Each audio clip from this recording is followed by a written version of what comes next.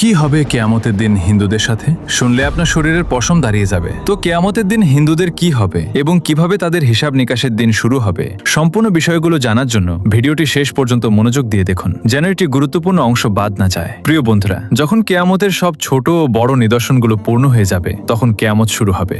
কিয়ামতের শুরুটা হবে সিংগায় ফুঁক দেওয়ার মাধ্যমে। সিংগায় ফুঁক দেবেন ফেরেশতা হযরত ইসরাফিল আলাইহিসসালাম। হযরত ইসরাফিল আলাইহিসসালাম যখন থেকে সৃষ্টি হয়েছেন, তখন থেকে আল্লাহর হুকুমে সিংগায় মুখ রেখে আছেন। যেদিন আল্লাহর পক্ষ থেকে সিংগায় ফুঁক দেওয়ার হুকুম হবে, সেদিন প্রতিটি প্রাণী মৃত্যুর স্বাদ গ্রহণ করবে। তা পাখি হোক, জন্তু জানোয়ার হোক, জিন হোক, ফেরেশতা হোক কিংবা মানুষ। এমনকি আকাশ ফেটে গলিত তামার মতো লাল হয়ে যাবে। সূর্য ও চাঁদ দুটোই নিস্তেজ হয়ে একত্রিত হয়ে যাবে। তারাগুলো অনুজ্জ্বল হয়ে ছড়িয়ে পড়বে। সমগ্র পৃথিবী আল্লাহ তাআলার ভয়ে প্রচণ্ডভাবে কাঁপতে শুরু করবে। পাহাড় এমনভাবে চূর্ণবিচূর্ণ হবে যে তা ছড়িয়ে পড়া ধুলোর মতো মনে হবে। নদী ও সমুদ্রের পানি আগুনের মতো জ্বলে উঠবে। এই পৃথিবীতে যা কিছু জীবনের মতো অবশিষ্ট থাকবে, সবকিছু ধ্বংস হয়ে যাবে। এমনকি শেষ পর্যন্ত সেই প্রাণ যিনি সিংগায় ফুঁক দিচ্ছেন, অর্থাৎ হযরত ইসরাফিল আলাইহিসসালাম, তাকেও আল্লাহ তাআলা মৃত্যু দেবেন। আর সেদিন শুধুমাত্র একমাত্র মহান রব্বুল আলামিনের সত্তাই অবশিষ্ট থাকবে। এরপর যখন আল্লাহ তাআলার ইচ্ছা হবে, তখন তিনি আবার হযরত ইসরাফিল আলাইহিসসালামকে জাগিয়ে তুলবেন। তাকে আবার সিংগায় ফুঁক দেওয়ার হুকুম দেওয়া হবে। তিনি যখন সিংগায় ফুঁক দেবেন, তখন হযরত আদম আলাইহিসসালাম থেকে শুরু করে কিয়ামত পর্যন্ত যত প্রাণী এসেছিল, তাদের সবাইকে পুনরায় জাগিয়ে তোলা হবে। সেই সময় সবার আগে কবর থেকে বের হয়ে আসবেন সৃষ্টির শ্রেষ্ঠ নবীদের ইমাম হযরত মুহাম্মদ মুস্তাফা সাল্লাল্লাহু আলাইহি ওয়াসাল্লাম। এরপর হযরত মূসা আলাইহিসসালাম তার কবর থেকে উঠে দাঁড়াবেন। তারপর বাকি মানুষও তাদের কবর থেকে বের হতে শুরু করবে। তাদের সবাইকে হাসরের ময়দানে নিয়ে আসা হবে। সেখানে সব পুরুষ ও নারী নগ্ন দেহে এবং খালি পায়ে থাকবে। কিন্তু ভয় ও আতঙ্কের কারণে কেউ কারো দিকে তাকানোর মতো সাহস পাবে না, কারণ হাসরের ময়দানে সূর্য 10 গুণ বেশি তীব্র হবে। প্রত্যেকে মনে করবে যে সূর্য পৃথিবী থেকে মাত্র কয়েক গজ দূরে রয়েছে। তীব্র রোদের কারণে মানুষ ঘামে ভিজে যাবে। সেদিন 7 ধরনের মানুষ আল্লাহর আরশের ছায়া পাবে। নবী সাল্লাল্লাহু আলাইহি ওয়াসাল্লাম বলেছেন, রোদ আর তৃষ্ণার কারণে মানুষ ছটফট করবে। কেউ কারো অবস্থা জিজ্ঞাসা করার মতো অবস্থায় থাকবে না। এই অবস্থায় হাজার হাজার বছর কেটে যাবে। তারপর মানুষ পেরেশান হয়ে নিজেদের মধ্যে পরামর্শ করবে। তারা হযরত আদম আলাইহিসসালামের কাছে যাবে এবং বলবে, হে আমাদের পিতা, আমাদের পক্ষে এগিয়ে যান এবং আল্লাহর কাছে আরজু করুন। হে আল্লাহ, এই কঠিন অবস্থা সহ্য করা আমাদের পক্ষে কঠিন।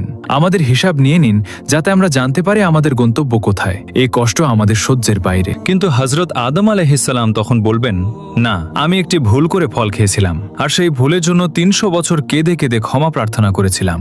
হাদিসে এসেছে, সমস্ত মানুষের কান্নার আংশিক অংশের তুলনায় হযরত আদম আলাইহিসসালামের 300 বছরের কান্নার পরিমাণ ছিল 9 ভাগ।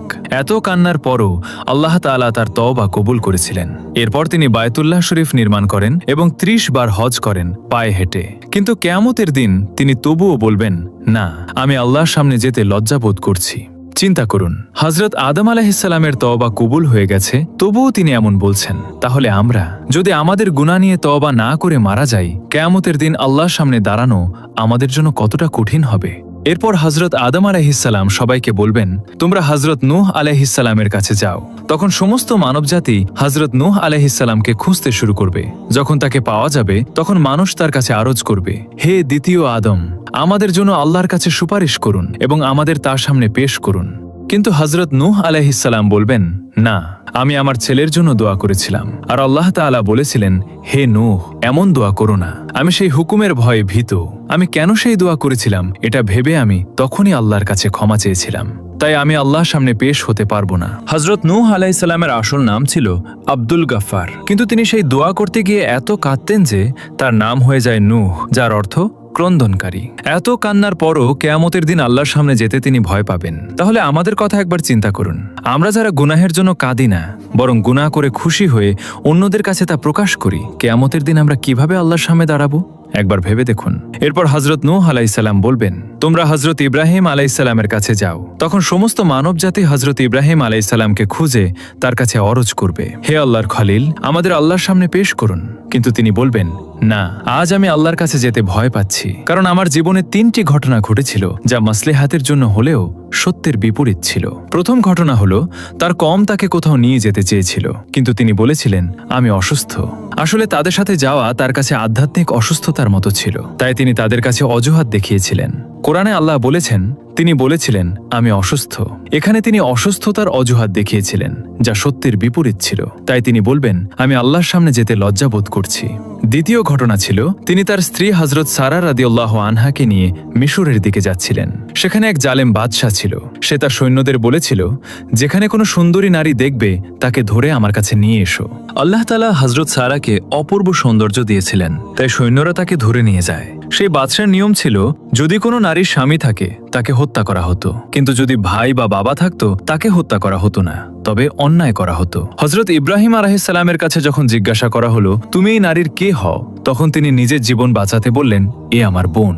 আল্লাহ তাআলা বলেছেন ঈমানদাররা ভাই ভাই, তাই ঈমানের দিক থেকে হযরত সারাকে তিনি বোন বলেছিলেন। এটি শরীয়তের দৃষ্টিকোণ থেকে জায়েজ ছিল, কারণ জীবন বাঁচানোর জন্য হারামও হালাল হয়ে যায়। তবুও তিনি এই কথার জন্য লজ্জাবোধ করেছিলেন। তৃতীয় ঘটনা ছিল তিনি একবার মূর্তি ভেঙেছিলেন। যখন কাফিরা তাকে জিজ্ঞাসা করল আমাদের মাবুদকে কে ভেঙেছে, তিনি বললেন তোমরা তাকে জিজ্ঞাসা করো যাকে তোমরা বড় মনে করো। তিনি মূর্তি ভেঙে কুড়ালটি বড় মূর্তির কাঁধে রেখে দিয়েছিলেন, তাই তিনি বললেন বড় মূর্তির কাছে জিজ্ঞাসা করো। এটি তেমন বড় কথা না হলেও কাফিরদের বোঝানোর জন্য করা হয়েছিল, কিন্তু এটি সত্যের বিপরীত ছিল। তাই তিনি বলবেন আল্লাহর খলিল হওয়া সত্ত্বেও আমি আল্লাহর সামনে যেতে লজ্জাবোধ করছি। আমরা যারা দিনরাত মিথ্যা কথা বলি, মিথ্যা কসম খাই, অন্যের সামনে নিজের দোষ ঢাকতে মিথ্যা বলি, কিয়ামতের দিন আমাদের কতটা লজ্জাবোধ হবে একবার ভাবুন তো। এরপর হযরত ইব্রাহিম আলাইহিস সালাম বলবেন তোমরা হযরত মুসা কালিমুল্লাহ আলাইহিস সালামের কাছে যাও। তখন সমস্ত মানবজাতি হযরত মুসা আলাইহিস সালামের কাছে গিয়ে বলবে আমাদের জন্য আল্লাহর কাছে সুপারিশ করুন। কিন্তু তিনি বলবেন না, আমি সুপারিশ করতে পারবো না, কারণ একবার আমি আমার বিরোধী এক ব্যক্তির সাথে ঝগড়া করেছিলাম। নসিহতের জন্য তাকে একটি ঘুষি মেরেছিলাম যাতে সে বুঝতে পারে, কিন্তু সেই ঘুষিতেই সে মারা গিয়েছিল। আমি আল্লাহর কাছে ক্ষমা চেয়েছিলাম, তবুও সে আমার ঘুষিতে মারা গিয়েছিল, তাই আমি আল্লাহর সামনে যেতে লজ্জাবোধ করছি। তারপর হযরত মুসা আলাইহিস সালাম বলবেন তোমরা হযরত ঈসা আলাইহিস সালামের কাছে যাও। তখন সমস্ত মানবজাতি হযরত ঈসা আলাইহিস সালামের কাছে গিয়ে বলবে আমাদের জন্য আল্লাহর কাছে সুপারিশ করুন। কিন্তু তিনি বলবেন না, আমি আল্লাহর সামনে যেতে ভয় পাচ্ছি, কারণ আমার উম্মত আমাকে এবং আমার মাকে আল্লাহর সাথে শরিক করে ফেলেছিল। আজ যদি আল্লাহ আমাকে জিজ্ঞাসা করেন তুমি কি বলেছিলে আমার সাথে তোমাকে আর তোমার মাকে শরিক করতে, তাই আমি আল্লাহর সামনে যেতে ভয় পাচ্ছি। তারপর হযরত ঈসা আলাইহিস সালাম বলবেন তোমরা আল্লাহর প্রিয় নবী হযরত মুহাম্মদ সাল্লাল্লাহু আলাইহি ওয়াসাল্লামের কাছে যাও। তখন সবাই নবী সাল্লাল্লাহু আলাইহি ওয়াসাল্লামের কাছে যাবে। সেই সময় আল্লাহ তাআলা নবীদের জন্য মিম্বার তৈরি করবেন। সব নবী তাদের নিজ নিজ মিম্বারে বসবেন। নবী সাল্লাল্লাহু তাআলা আলাইহি সাল্লামের জন্য একটি মিম্বার তৈরি করা হবে, কিন্তু তিনি সেই মিম্বারে বসবেন না, কারণ তার মনে হবে যদি আমি এই মিম্বারে বসি তাহলে এটি জান্নাতে চলে যেতে পারে আর আমার গুনাহগার উম্মত পেছনে থেকে যাবে। তখন আল্লাহ তাআলা জিজ্ঞাসা করবেন হে আমার প্রিয় বন্ধু, আপনি মিম্বারে বসছেন না কেন? তখন তিনি বলবেন হে আল্লাহ, আমার উম্মতের গুনাহের বিষয়ে এখনো ফায়সালা হয়নি, আমি কিভাবে মিম্বারে বসি? এরপর আল্লাহ তাআলা তার উপর একটি বিশেষ তাজাল্লি প্রকাশ করবেন। নবী সাল্লাল্লাহু তাআলা আলাইহিস সালাম বলেছেন সেই তাজাল্লির কারণে আল্লাহ তাআলা আমাকে মাকামে মাহমুদ দান করবেন। আমি সেখানে গিয়ে একটি সিজদা করব, আর সেই সিজদায় আল্লাহর এমন প্রশংসা করব যা আগে কেউ করেনি এবং পরেও কেউ করবে না। কান্নারত অবস্থায় আমি সেই সিজদা করব। আল্লাহ তাআলা আমার সিজদা কবুল করবেন এবং জিজ্ঞাসা করবেন হে আমার প্রিয় বন্ধু, আপনি কি চান? আমি বলবো হে আল্লাহ, আপনার বান্দাদের হিসাব নিয়ে নিন। আল্লাহ তাআলা বলবেন ঠিক আছে। হাদিসে এসেছে যখন অনুমতি দেওয়া হবে তখন নবী সাল্লাল্লাহু তাআলা আলাইহি ওয়াসাল্লাম হযরতে আবু বকর রাদিয়াল্লাহু আনহুর হাত ধরে আল্লাহর সামনে পেশ করতে চাইবেন যাতে হিসাব শুরু হয়। এটি শুনে হযরতে আবু বকর রাদিয়াল্লাহু আনহুর চোখে পানি এসে যাবে। তিনি বলবেন হে আল্লাহর নবী সাল্লাল্লাহু আলাইহি ওয়াসাল্লাম, আমি জীবনের শেষ সময়ে মুসলিম হয়েছিলাম। আমার জীবনের বেশিরভাগ সময় ইসলামের আগে কেটেছে, তাই আমি চাই না আমাকে আগে পেশ করা হোক। কিন্তু আল্লাহর প্রিয় নবী সাল্লাল্লাহু আলাইহি ওয়াসাল্লাম বলবেন হে আবু বকর, তোমাকে এগিয়ে যেতে হবে। তখন হযরত আবু বকর রাদিয়াল্লাহু আনহু এগিয়ে যাবেন এবং নবী সাল্লাল্লাহু আলাইহি ওয়াসাল্লাম যা করেছিলেন তিনি তাই করবেন। তিনি আল্লাহর সামনে সিজদায় পড়ে যাবেন এবং কাঁদতে শুরু করবেন। কিতাবে লেখা আছে সিদ্দিক আকবর রাদিয়াল্লাহু আনহু এত কাঁদবেন যে আল্লাহ তাআলা বলবেন হে আমার প্রিয় নবীর ঘনিষ্ঠ বন্ধু, কেন কাঁদছো? সিজদা থেকে মাথা তুলে বলো তুমি কি চাও? আল্লাহ তাআলা তার সিজদা কবুল করবেন এবং তার উপর একটি বিশেষ তাজাল্লি প্রকাশ করবেন। হাদিসে এসেছে কিয়ামতের দিন আল্লাহ তাআলা সবার উপর সাধারণ তাজাল্লি প্রকাশ করবেন, কিন্তু হযরত আবু বকর রাদিয়াল্লাহু আনহু এর উপর বিশেষ তাজাল্লি প্রকাশ করবেন। আল্লাহ তাআলা তার প্রিয় নবীর এই বন্ধুর প্রতি এত খুশি হবেন যে তার উপর বিশেষ তাজাল্লি প্রকাশ করবেন। তারপর হযরত ওমর রাদিয়াল্লাহু আনহুকে পেশ করা হবে। হাদিসে এসেছে যখন হযরত ওমর এগিয়ে যাবেন তখন আল্লাহ তাআলা বলবেন হে ওমর, তোমার উপর শান্তি বর্ষিত হোক। আরেকটি হাদিসে আছে, কেয়ামতের দিন আল্লাহ তাআলা সবার আগে হযরত ওমর রাদিয়াল্লাহু আনহুকে সালাম দিবেন। তিনি এমন পবিত্র জীবন যাপন করেছিলেন যা তার আমল দেখে আল্লাহ তাআলা খুশি হবেন। এরপর আল্লাহর প্রিয় হযরত ওসমান রাদিয়াল্লাহু আনহুকে পেশ করা হবে। কিতাবে লেখা আছে, যখন হযরত ওসমান আল্লাহর সামনে পেশ হবেন তখন আল্লাহ তাআলা তার হিসাব খুব দ্রুত নিয়ে নেবেন। এরপর হযরত আলী রাদিয়াল্লাহু আনহুকে আল্লাহর সামনে পেশ করা হবে। হাদিসে এসেছে, কিয়ামতের দিন সবচেয়ে সহজ ও দ্রুত হিসাব হবে হযরত আলী রাদিয়াল্লাহু আনহুয়ের।